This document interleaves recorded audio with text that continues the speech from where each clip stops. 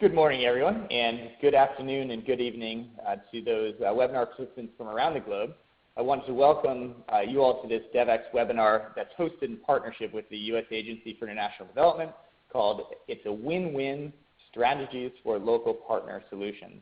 My name is Alan Robbins. I'm the Global Head of Partnerships here at Devex, and I'll be your moderator today.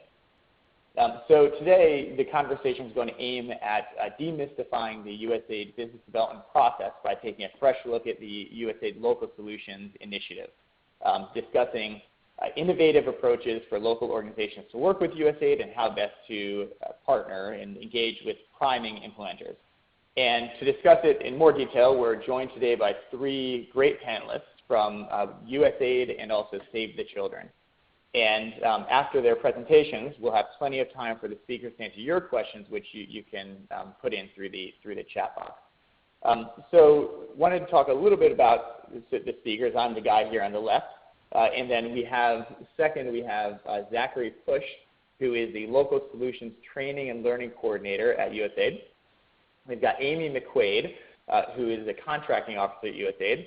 And then Patrick Crump, who is Associate Vice President for Program Quality and Impact at Save the Children.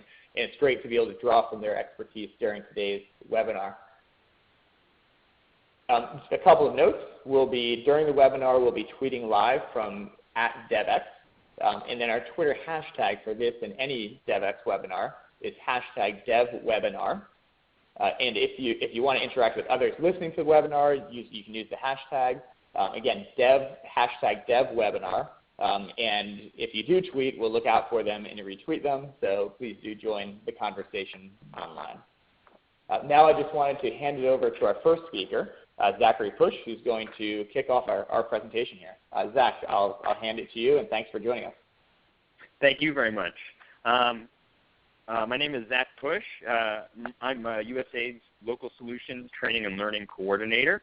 And today I'll be talking a bit about the Local Solutions reform effort and the agency's vision for advancing locally owned sustainable development. I'll then turn it over to my colleague Amy McQuaid in our contracting office, and she'll talk a bit about some innovative acquisition and assistance approaches we're taking to partnering with local organizations. I'd like to start my presentations by giving kind of the overall vision of local solutions, which is societies that plan, implement, and resource their own inclusive and accountable development. In essence, that means that local solutions reflects the agency's commitment to advancing sustainable development results by fostering local ownership. And how do we define these terms, sustainability and local ownership? We think of sustainability as being defined as the ability of local systems to produce desired results over time. And we see local ownership in terms of three interdependent criteria, as you see here: priorities, resourcing, and implementation. Do the results we seek, do they reflect and align with local priorities, that is, government priorities, civil society, private sector, the national level, regional level, local level, wherever we're focusing? And number two, resourcing. Are local resources directed towards those priorities as an indication that they are, in fact, local priorities, and that those resources show a certain level of skin in the game and ownership of those priorities? And finally, is there local implementation? That USAID wants to support rather than supplant local systems, meaning that wherever possible, local actors, local organizations, local governments take the lead on planning, project design, implementation, M&E, and all the things that show that they are owning the implementation process as well. So the agency's work on local solutions has been informed and framed by the policy paper, Local Systems, a Framework for Sustained Development, which was released in 2014. And after my presentation, I'll share the link through the chat box. This framework was driven both by external factors, such as the Aid Effectiveness Dialogue, which started in Paris in 2005, and by internal factors such as the USAID Forward Reforms. This paper, in a nutshell, states that achieving and sustaining any development outcome depends on the contribution of multiple and interconnected actors. that building the capacity of a single actor or strengthening a single relationship is insufficient.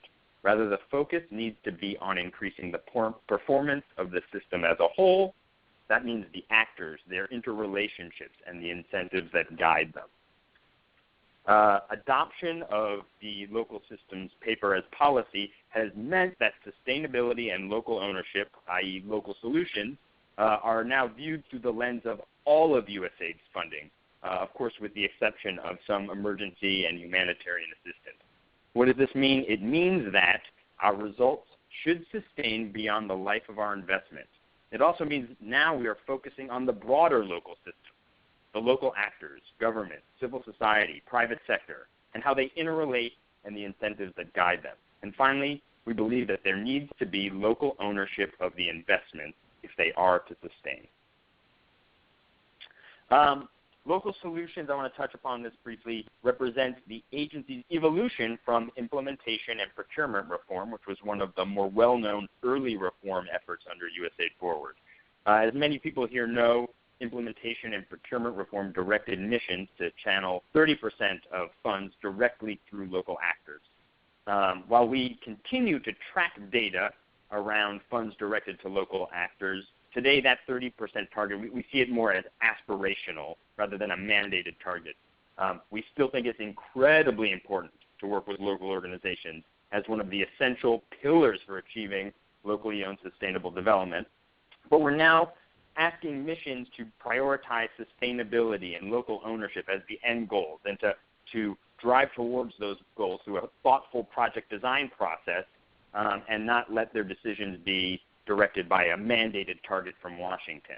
And through that thoughtful design process, we want them to pick the right partners and the right local partners and local organizations to help them get there.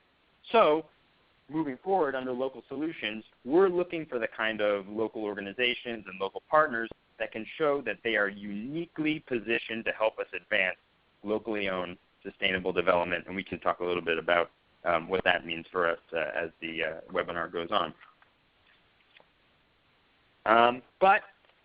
As I said, we continue to track the amount of funds directed through local systems as one very important indicator of the progress we're making towards locally owned sustainable development. Since 2010, we have tripled the funding obligated through local systems from 9.7% in FY 2010 to 27% in FY 2015. And in FY15, $2.6 billion out of $9.8 billion of field mission budgets went through local systems, which shows how important that emphasis is. This slide illustrates, I also want to show you this, the breakdown of funds directed to local actors by category in FY14 and 15. I want to just highlight here the box to the right and the fact that in FY15 we directed 40% of our non-government-to-government funding to local private sector organizations, or nearly 30% of total funds to local actors, which just illustrates how important this often overlooked sector is to achieving locally owned sustainable development. And then I'll just touch on this briefly. USAID's investments can facilitate more sustainable and locally owned development results by improving the performance of local actors and local systems. And we see a number of ways that this can be achieved through both direct and indirect assistance to local actors and local systems. And we see these as interconnected and interdependent approaches, and we want sort of a coordinated effort at the field level to achieve locally owned sustainable development. But examples of ways that you might achieve this include direct funding to local actors, that's government, private sector, civil society, or educational institutions. And as I said, this is one of the most important approaches to achieving locally owned sustainable development, because local organizations have local knowledge, they understand the local context, they'll remain hopefully beyond our assistance, and they have the hopefully more robust and broader networks that we think are the traits of a resilient system that can sustain results long beyond our assistance. But other approaches include public-private partnerships with local implementing partners or local resource partners, partial loan guarantees to mobilize domestic resources. As I said, domestic resourcing is an important aspect of local ownership to us. Sub-grants to local actors, especially when those grants are focused on building effective systems that can sustain results. Also, indirect support through international partners, again, to improve the performance of local actors and local systems. Direct engagement of USAID staff to develop technical and or organizational capacity is another approach, and policy dialogue to facilitate improvements in the local system that will yield more sustainable and locally owned results. Again, we don't see these as stovepiped or independent approaches, but we want to see kind of them working in concert and in a coordinated fashion towards more locally owned sustainable development. And with that, I am going to hand over the presentation to my colleague, Amy McQuaid, to talk a little bit about innovative approaches to acquisition and assistance. Thank you very much, Zach. This is Amy McQuaid. I am a contracting officer for USAID. And in order to support the local solutions vision, I just want to highlight a couple of the innovative approaches that my office, the Office of Acquisition Assistance, has been using over the past year and going forward to try and make sure that we are, in fact, engaging in new and more effective ways with our local partners to make sure that we can achieve sustainable results. A&A, or Acquisition and Assistance Innovations, should support an efficient award process, but we also want to make sure that we're soliciting innovations and supporting both our traditional and non-traditional partners. So I'm going to go ahead and talk about sort of the most well-known and largest initiative that we've had over the past year. That is the Broad Agency Announcement. The Broad Agency Announcement is not in and of itself a award type. It is a means that we use to solicit new ideas and creative ideas to a larger problem or development challenge that USAID is facing, and we don't have the current knowledge to really be able to understand how to resolve this issue. So we are looking to our local and traditional partners to help us in both defining the problem and then coming up with a solution to achieve the results that we're hoping to achieve and the outcomes. So how this actually occurs is through a four-step process where I'm just going to the next slide, where we solicit ideas for the expressions of interest. And that's just really a short document from our potential partners that will describe in 2 pages how they would resolve this issue. For instance, a few of the different issues that we've asked for help with is with Ebola in particular. That was one of our larger Broad Agency announcements. We knew that we needed to quickly get a better suit for healthcare workers to be able to use in fighting Ebola in Western Africa, but we didn't know exactly how to go about developing it. So we brought together 1,500 submissions. We came up with 14 solutions in the end. And how exactly that happened is through a process of co-creation. Co-creation, I've heard in particular from a lot of local partners, is an excellent opportunity for our subcontractors and local partners to both be at the front of the playing field to make sure that they are, in the room actually sitting down with all of our traditional partners and USAID experts, so that we all are coming together on an equal playing field to describe and identify solutions.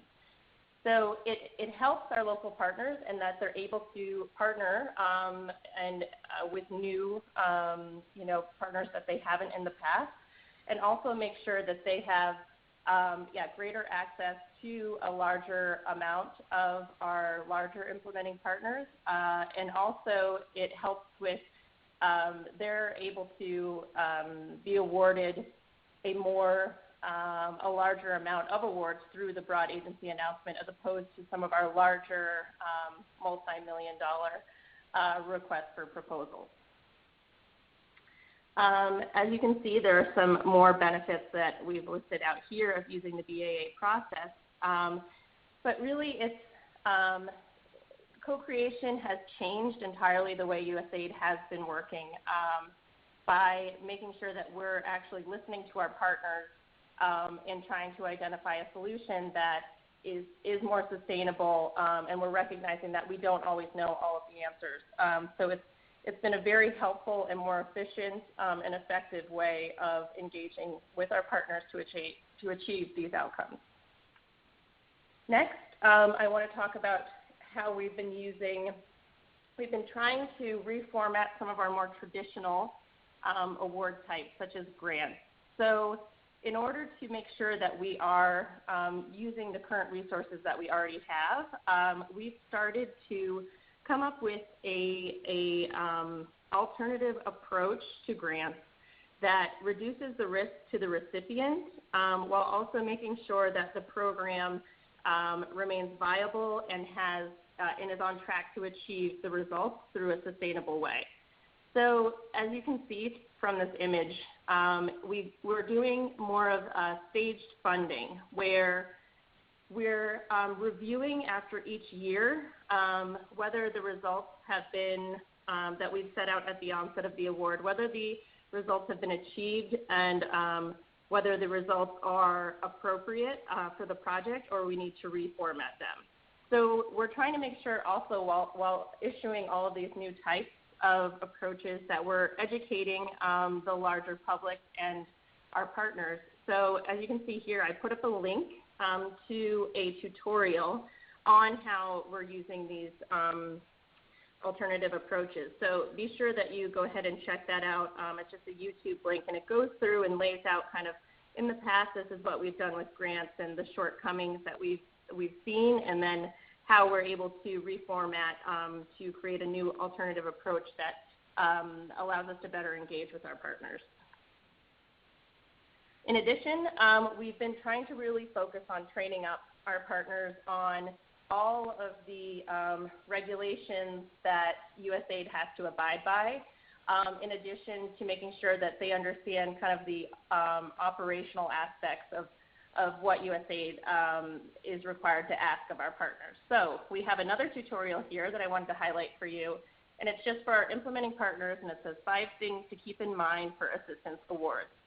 So the majority of our awards to local partners are through assistance mechanisms. USAID doesn't have a preference for assistance over acquisition, but largely we're supporting through grants your program ideas. So this tutorial goes through kind of five things just to make sure that you as our implementing partners are making sure that you are aware of and that you keep in mind so that we can have successful implementation. I wanted to also highlight our development innovative ventures. This program has been running for 5 years, and it's another type of tiered funding model that goes through kind of stage funding. And DIV's objective is to support the discovery of better ways to solve big problems. So through a period of, or a process of testing and scaling up, we're able to support, your innovative, creative ideas that are from on the ground, so that we can make sure that we're scaling up solutions that will demonstrate a widespread impact and cost effectiveness. So if you haven't checked out that program, please do. This just shows you kind of how DIV is broken up. The stage funding, as you can see, the proof of concept is, up until a certain amount, 150,000. Then from stage 1, you then demonstrate that you're through results, you're able to show that your concept is advancing. And then stage 2 award, you're really testing, and then you can get to the stage 3, which we haven't done as many, but the stage 3 is actually transitioning to scale and going on into the commercial market. And as you can see, DIV is broken down by every single type of sector. So there's really opportunity for everyone here to get involved. I also wanted to highlight, as I was saying, about the training and how USAID wants to make sure that really our partners aren't overburdened with regulations without, an understanding of what exactly the regulations mean and also how to be compliant with them. USAID has set up an online training series called How to Work with USAID. We currently have it in 3 different languages, Spanish, Portuguese, and Creole. And it basically goes through a lot of various types of our processes to make sure that, and gives examples to make sure that our local partners understand what we're requiring through our awards. Here are a few examples of the training e-modules. So how to prepare a budget for assistance applications. We also have the NUPAS, if you've gone through that process, the non-U.S. pre-award survey, which is required prior to receiving any award for any new partner that is non-U.S. Also just more basic things such as understanding types of USAID awards. So, as you're applying, you can better understand, okay, what are the various types of awards that I may receive from this opportunity. And then also exploring opportunities to partner with USAID. So it goes through really detailed regulations and also larger understanding of just how to get more engaged with USAID. I also want to just highlight we have some interesting things going on in our missions. For instance, in USAID India, they just recently released a blanket purchase agreement for financial management services. So what this means for local partners is, as you can see down towards, or in the middle of the slide, it says part of this BPA is to support local capacity. So part of this is other missions or other offices can buy into this BPA to try and support, to buy services for their local partners. If they think, you have an amazing idea and that it meets all of our criteria and we want to award, but there are some shortcomings maybe in your institutional structure or your accounting systems, they can buy into this award to have another partner come in and help you with training and planning to make sure that you have systems that are sustainable and strong so that you can actually implement the project in accordance with our regulations. So as you can see, this one is open through India, is open to all of these various countries where our missions are. So this would be once you receive an award and you talk to the mission where you received the award, you can say, I'm interested in having additional local capacity services, financial services. Can you go ahead and buy into the BPA to help with my systems? In addition, one thing that has been widely used by our local partners has been this indirect cost rate that in the past has been sort of an issue when we've been trying to implement with local partners who don't already have a negotiated indirect cost rate. So this is, through the Code of Federal Regulations, they've set the indirect cost rate at 10%. So that local partners don't have to go through a process of trying to determine, what exactly are their indirect costs.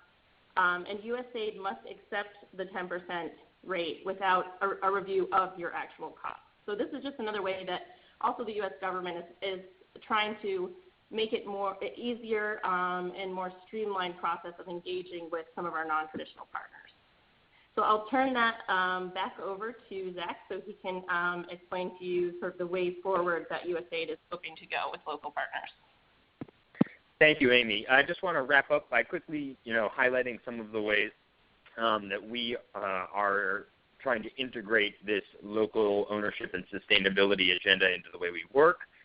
We've recently revised our program cycle guidance to integrate sustainability and local ownership throughout the program cycle and into the way we do business. We're deepening how we measure sustainability and local ownership. We're seeking to integrate it into our standard agency-wide trainings and foster peer-to-peer learnings internally. And we're also, as Amy pointed out, working externally to get the word out to local partners on how we're working differently and how we can partner together in the future. And hopefully we can talk a little bit about that moving forward. So thank you very much, and we look forward to a great discussion today. Thank you. Well, thank you, Zach, and thanks, Amy. I appreciate that really interesting insight there.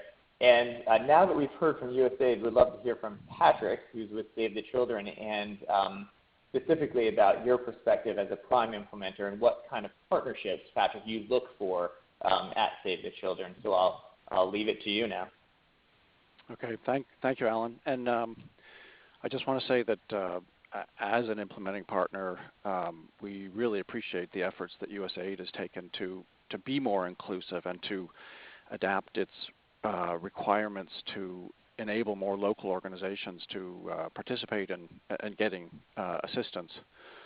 So I did want to share our own experience in working with national organizations, with local partners. As you all know, Save the Children is an international non-governmental organization. We actually do have our own sort of global strategy of things we are trying to achieve, and we look to USAID and other donors to help us implement our own strategy. Moving to the next slide.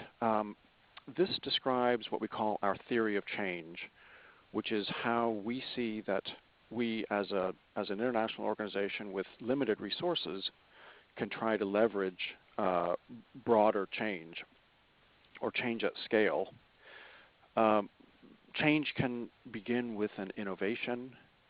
It can happen through advocacy and campaigning and or working with national ministries' delivery systems. But in each case, we must work in partnership with other entities, particularly national actors, and that's why you see build partnerships there at the center of our theory of change. We recognize it's not possible, and it's actually counterproductive if we tried to work independently. We are always, at any stage in this theory of change, we're working with local organizations. So this theory of change describes our own strategic interest in partnering with local entities. But we do recognize there are two other equally important dimensions of partnership, and I mean obviously relations with other organizations to achieve a development goal. So a second area, in addition to our own strategic interests, is shared or country ownership. Zach referred to local ownership. We are following the aid effectiveness principle of always contributing to national development capacity, regardless of our own strategic interests. And the third dimension of partnership that we focus on is managing risk. Risk is an inevitable consequence of working with independent actors who have their own systems, values, and interests. To partner effectively, we need to be able to manage partner risk, and we need to be accountable both to our donors and to our beneficiaries, and we look for partners who can help us do that from both sides. This slide is just to give you a sense of the scale of our partnering. We obviously have country offices in many countries around the world. In other words, we have a long-term physical presence in many of these countries, and we look for opportunities in those countries. But the scale and complexity of our work with partners, which is funded by a wide range of public, multilateral, and private donors, does require us to have the systems and capacities across our network of country and sub-offices to effectively support and monitor those partners. A wide range of our own staff interact with partners. So these are not only project teams and award managers, but also our finance staff, our human resource staff, often our procurement staff, and others. So we have to make sure that a broad swath of our staff are actually interacting in a coherent way with our partners. So we think of partnership as a cross-cutting function that needs a clear owner to make sure we're all interacting in a consistent, coherent way with these partners. And so this is really the first point I want to make, is that we recognize that the effectiveness of our partners or in our partnerships depends as much on ourselves and our own partnership systems as it does on partners and their capacities. So we need to be able to adequately assess partners' capacities. We need to be able to train them in compliance and technical requirements. We need to be able to monitor and oversee their work and listen to and be responsive to their needs and requests. I should also mention that we distinguish between implementing partners and strategic partners. The number above and the funding that we talk about, the spending, these are implementing partners, in other words, partners with whom we have a financial exchange. These are subawards. This is a very important part of our work.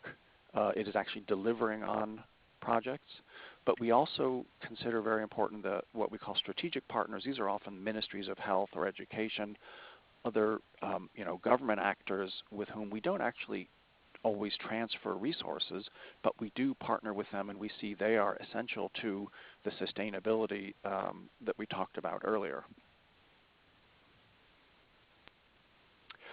I wanted to share one case study. We have a couple of awards in Bangladesh called Mamoni. You can see there the dates from 2010 and then in 2014. So the first Mamoni Award was very much at the district level. It was, I think, in 3 districts. The success of that led to a second award that's focused on health system strengthening and trying to build into the national health systems some of the things we learned in the first award. In these awards, we have 2 types of partners. We have district level partners and we have national level partners. This program, as I said, started at 3 district levels. We're now operating at a national level. And these 2 types of partners illustrate 2 points I wanted to make. District level partners, you can see there, we have 6 of those. One of them, the Bangladesh Extension Education Services, illustrates, I think, the skill and resources to support and to help strengthen the capacity of a partner organization, which is often an expectation. So this one, Bangladesh Extension Education Services, we've worked with them on a number of awards over many years. They were established in 1975, soon after Bangladesh's independence, in the wake of the '74 famine. They now work in 30 districts, in other words, half the country, across a range of sectors. So they are not a small grassroots organization. They're a very large, well-established organization. And they were amongst us a group of organizations we've worked with over time who said, where is the capacity support? Is Save the Children able to support our capacity development? So we took up that challenge. We undertook a capacity assessment that spanned several months. It was not tied to this USAID award nor to other thematic grants. We had a different source of funding to support that, and this was to allow the NGO to determine its own priorities. And you can see there the number of people were involved. This was sort of across the organization and from top to bottom, as well as beneficiaries and partners. And it led to their development of a capacity strengthening plan, which again, we like to say this is their plan, this is not our plan. We were facilitating, we were not directing. And we have agreed to support parts of their plan, parts of their priorities, but there are many areas where we don't have the capacity to support them, or we should not be the source of that support. We always tell partner organizations that the first source of capacity strengthening is the organization itself. The second the second level of partner is a national level partner. We wanted to show what an effective partnership can achieve. And so one of our national partners is the Bangabandhu Sheikh Mujib Medical University. That's a mouthful. We'll call them BSMMU afterwards. They were helping us on one aspect of the program, which is called Helping Babies Breathe. And this is an intervention that was to address one of the main causes of neonatal death, pneumonia, respiratory problems for neonates. Working with this partner organization, we've been able to train 38,000 service providers covering 100% of the public sector providers in all 64 districts of the country. And in a follow-up assessment, in 1,620 facilities, we found that 84% of the delivery rooms had the equipment, the bag and mask and sucker, and that 81% of that equipment were clean and had obviously been used, and 61% of the respondents said that they were using the equipment. The local partner actually hired 32 independent monitors who worked on the training and did post-training follow-up, providing operational support. And they've been providing also training to private sector and NGO providers in collaboration with the Ministry of Health. So that shows you, sort of a unique and complementary role that a partner can play. So I just want to close by highlighting a point I think Zach referred to, the importance of listening to partners. And here we wanted to sort of illustrate what are our expectations of national partners, but also what are partners expecting of international partners or international organizations such as Save the Children. So from our side, we're looking for competent partners who can enable us to do more than we could do otherwise. As I said, we are already based in these countries, but we look to partners. We expect them to have a compliance track record. We expect them to have distinct either technical or relational capabilities. Relational meaning they have special relations in a certain area with a certain population or target group. And we also look for an organizational fit, meaning they should have the sort of values and strategic alignment that fit well with our strategy. National partners, we know, based on, I referred here the Keystone Accountability report. Keystone Accountability helped 60 different international organizations listen to their partners. It conducted surveys, and each international NGO got a feedback report.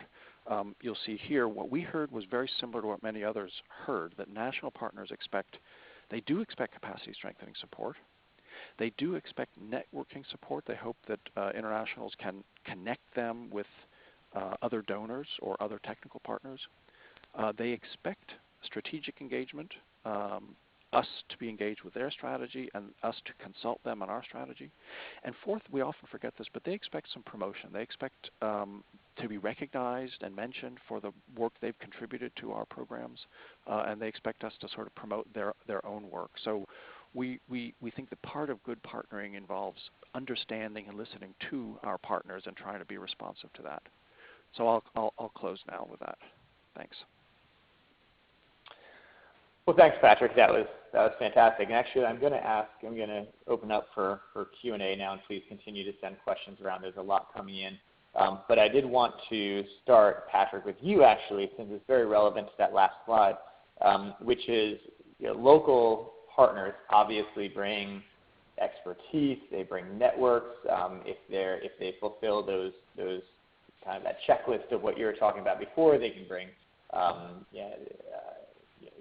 compliance background and everything. But how important is it or is it important at all, to also help bring funding and to help bring resources that might be outside of what USAID is providing to Save the Children or other donors are providing to Save the Children? Well, just as USAID often competitively selects its implementing partners, we pick and choose from amongst potential partners. And the resources that a partner can bring are important for a couple of reasons.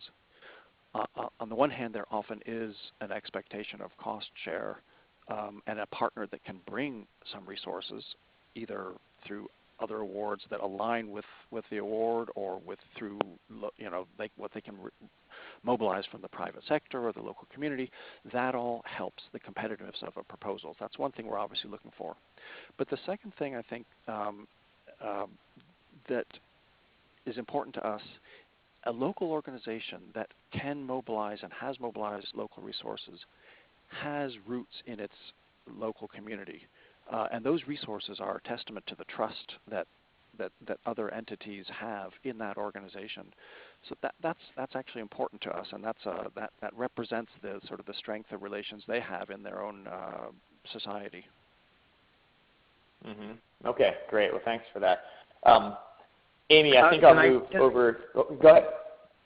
Yeah, I just want to add to that point that I think it's a great point. As I pointed out in my presentation, one of the, we've embedded local ownership and sustainability into the key principles of our program cycle guidance. And we see within that, the criteria for local ownership, local resourcing, we see that as one of the essential criteria and indicators that something, the results we're seeking to achieve are going to sustain beyond our assistance. And under this agenda, that is, one of our key priorities. And so I just wanted to agree with Patrick on that. That's very important for us as well.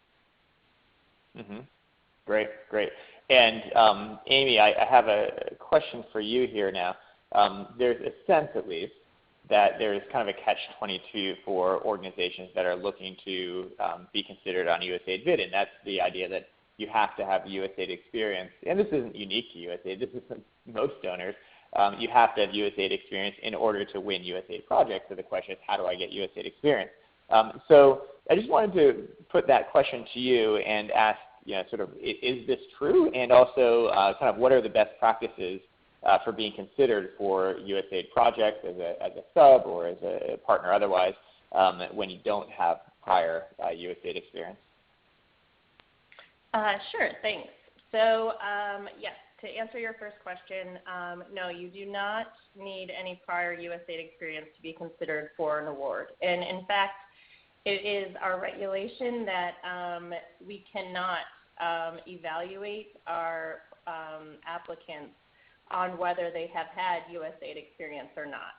So if you haven't had any experience with USAID in the past, that will not in any way prevent you from getting an award going forward. I would say my biggest recommendation for getting an award when you don't have USAID experience is really making sure that you are taking advantage of the networking opportunities, such as industry days that a lot of our local missions will advertise in local papers and also on our main websites for solicitations, which is grants.gov and sbo.gov. So just making sure that you're constantly checking those to be on top of all of the opportunities that we currently have. In addition, just making sure that if you do have the opportunity to participate in, DIV, which I told you about, or something that kind of lowers some of the boundaries to engaging with USAID, such as our co-creation sessions with the broad agency announcement, just making sure you're taking advantage of those as well. Can I also add to that? I think those are great points, Amy. And on top of it, I think that it's, again, important for local organizations that are trying to get their foot in the door to keep in mind, what is your competitive advantage? How are you uniquely positioned, and illustrate that in your application, how you are uniquely positioned to advance this locally owned sustainable development agenda. How do you have unique networks that are going to, have a multiplier effect or create something that is robust and can last beyond the assistance? How do you understand the local context, and have you illustrated that in your past work? And in addition to showing your technical and managerial competency, but also show how you fit into this local system and how partnering with you gives us something a little bit extra in achieving something that can sustain long term. Okay, great. Thanks. And wanted to get a question here from the audience. This is from the African Evangelistic Enterprise out of Rwanda. And what this question is asking is, in Rwanda, a few local organizations are implementing projects directly supported by USAID. So it's saying, the local organizations, these aren't subs. These aren't working through Save the Children. They're getting them directly from USAID. And this is new, at least in Rwanda, is what's being said here. Is USAID planning to conduct an evaluation or assessment to document best practices or challenges involved for learning purposes for this kind of newer initiative where USAID is contracting directly with the local organizations? Unfortunately, I can't speak to the specific context or situation, but I definitely can say this is something that our agency is thinking a lot about. It's starting to, we're a relatively new reform initiative. This approach and the way we're going about it, this agency-wide, integrated into everything we do approach to locally and sustainability is relatively new. And so we're just starting to think about exercises in evaluating what's working, what's not working, and we're starting to apply some of those to our assessment processes. We're starting to collect data to show, how effective it is, and again, what's working, what's not working, and then, disseminate that learning across the agency. But it's still relatively new to us, so we're just starting to go through that process. Mm-hmm. Okay, great. Amy, did you have anything to add to that? So just to reiterate what Zach said, I am not aware of any planned evaluations, but USAID has actually over the last 6 months been reviewing worldwide several of our practices that impact local solutions. So in particular, co-creation, we're trying to make sure that we are using the best practices that we're gathering from around the world. So this may be another area for USAID to conduct an evaluation. So thank you for that suggestion. Mm-hmm. Great. Well, thank you. And Patrick, I have a question for you again from the audience. This is from an individual who wants to work together to scale up production and distribution of washable, reusable sanitary pants in the most remote and vulnerable communities in East Africa. So what they're asking is if they have an idea like this on things that could really positively impact children, they see Save the Children as the perfect partner. What do they do? How do they work with you? That's a great question, and that's a great example because we have worked, I think in Ethiopia, we worked with some sanitary pad providers or manufacturers, I think.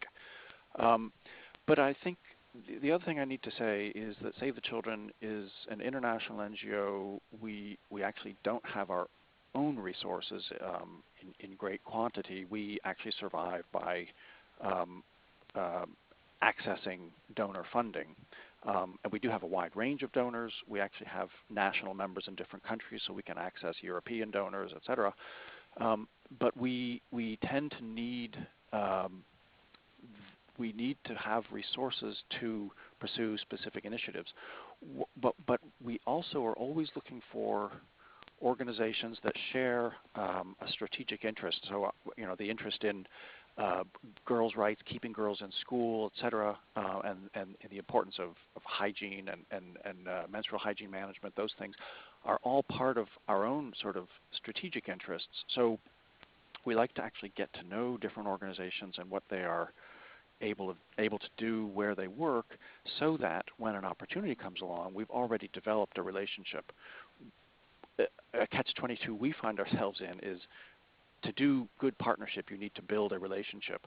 When an opportunity hits and it has a very short time frame to develop a proposal, that's not the best environment to develop a relationship in. So I would encourage you, whichever country you're in, to try to meet the Save the Children team, share your experience, and I can assure you they will be looking for opportunities to partner. That's a fantastic answer. Thanks, Patrick. And want to move over back to our USAID colleagues here. Zach, maybe I'll direct this to you, which is you mentioned in your part of the presentation that USAID, I believe, has tripled since 2010 its use of using local partners and local content in its project. Is there a mandated number for a mandated percentage? Are you trying to quadruple it, or is there a mandated percentage? If it's not mandated, what are the incentives for increasing it even further? That's a great question. Thank you. So first off, yeah, that just a comment on, somebody brought it up in the chat, the tripling since 2010. That tripling does include cash transfers and multi-donor trust funds, which is a very unique kind of partnership and focused on very, very specific regions of the world. If you take that out, it's doubled since 2010. So it's still very, very ambitious and a very robust achievement. I will say this, as I kind of touched upon in my presentation, that the mandated targets of working with local organizations, that was part of the initial USA reform effort, but we've slowly moved away from it. Not the emphasis on working with local partners, but the mandate to work with local partners and set a specific target, because we thought it was creating some perverse incentives within the system. We want our missions to work with local partners based on the sustainable the results they are seeking to achieve and the locally owned sustainable results they're seeking to achieve, and let those goals and that understanding of the local system and how to build something sustainable, let that guide them to the partners and the approaches they're going to take. And so what we've done to incentivize that is we continue to track that target, and then we track it as an aspirational target, as one important indicator of how we're achieving that locally owned sustainable development, but it's not mandated. And we are now building it into our system in a much more strategic and thoughtful way. As I said, we built it into our program cycle guidance. The principles of local ownership and sustainability should be guiding what our missions are doing all throughout the program cycle, throughout their project design, their strategic planning, project design, activity design, implementation, M&E. That should be a real key principle. We're building it into our training so that it's embedded into our system, into the way we incentivize and empower our officers. And we think, and I'll say also this, just to touch upon it briefly, I don't think, and we're not seeing that moving away from a mandate target is leading to any reduction in working with local actors. As I said, we said in FY15 was our highest percentage of working with through local systems, but we started messaging this shift away from the mandated target in 2014. So despite that, people are still wanting to work with local actors, and that from all of the discussions I've had with people in the field, all of the events and workshops we've had, informally and formally, the feedback we're getting is this is the way that officers in the field want to work. This is why they got into this business in the first place. This is why they're in development. They believe in the importance of working with local actors, the importance of local ownership to what they're doing. And so we think that this is just, the 30% target kick-started this movement towards working with local actors.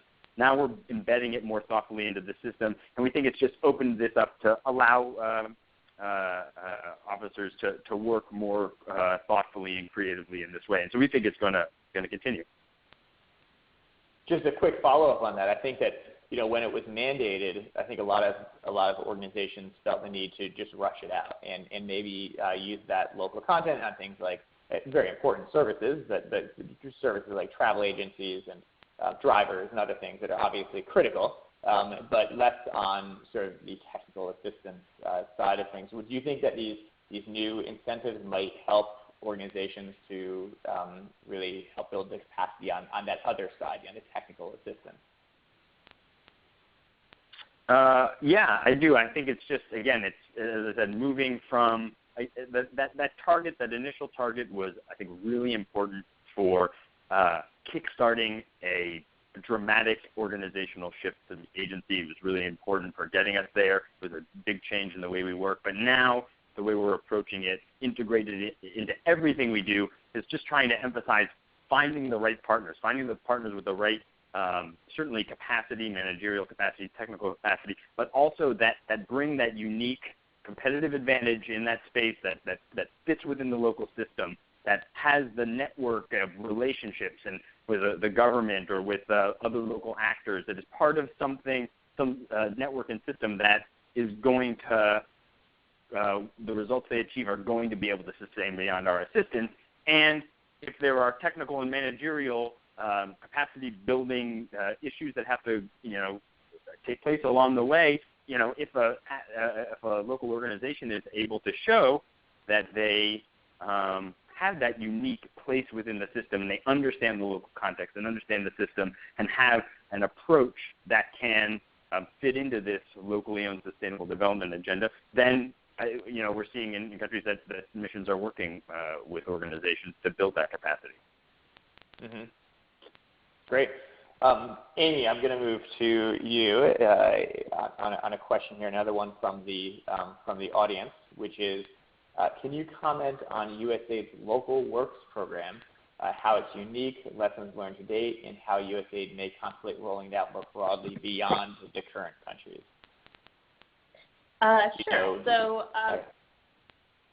Zach, I'll actually ask you to help with this answer. But Local Works is in particular to our economic initiative. But Zach, if you want to you have Sure. more direct experience.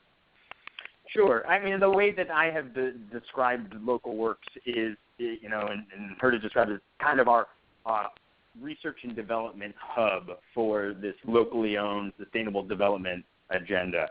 A couple of things that make it very unique is this focus on local systems, listening to local actors, and then letting that inform be more in the driver's seat and informing the approach and the response and the issues and the results that USAID and its partners working together seek to achieve. The funds that are around Local Works are a lot more flexible to allow that relationship and that approach to development to take place. I see in the question also the question asked how is it going and what are we seeing as far as results and lessons. It's still it's very much in the initial stages. Over the course of the next year, they've selected 4 countries for Local Works: Vietnam, Malawi, Morocco, and Serbia. And those missions and the partners are now going through the design process. So that's going to be going on over the course of the next year, and then the implementation will start. And I think we'll start to see some results and gather some lessons on this approach. And I know that Local Works is preparing for the next round of concept notes, and so it will start to expand a little bit in the coming months as well. Great. Well, thank you. And I've got just one more question, which is, we have some organizations that are here that are participating in the Devex virtual subcontractor fair that's going on right now. And I'd like to ask you, what advice do you have for local partners as they showcase their capabilities to aid and other implementing partners? Patrick, I'll start with you on that. Do you have any specific advice as they go into this virtual fair of things that they can really bring to the table?